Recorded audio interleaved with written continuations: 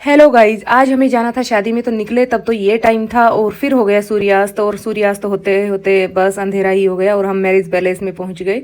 और marriage palace में पहुंचे तो वहाँ कोई नहीं था। फिर हम पहुंच गए अपने मामा जी के घर। और मामा जी के घर की सभी तब तक घर पे ही थे, मैरिज पैलेस में कोई आया नहीं। तो हम मिले सबसे पहले अपनी मामी जी से, क्योंकि मामा जी तो अभी हमारे हैं नहीं।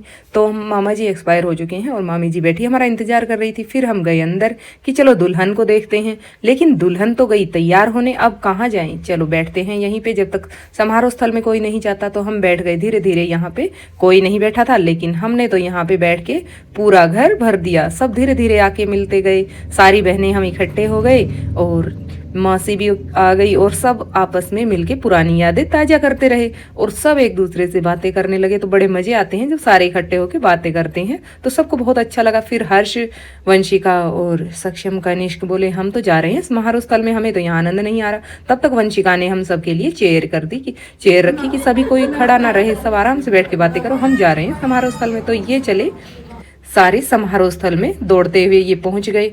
और फिर इन्होंने कहा हमारे यहाँ स्वागत कोई नहीं कर रहा, तो क्यों ना हम एंट्री नाचते गाते करें। तो ये एंट्री कर रहे हैं नाचते गाते हुए अपने आप ही, कि हमारा स्वागत हम खुद ही करेंगे। तो ये नाचते गाते एंट्री करने लगे। फिर हम मिले कि अरे मुस्कान, मुझे मुस्कान मिली।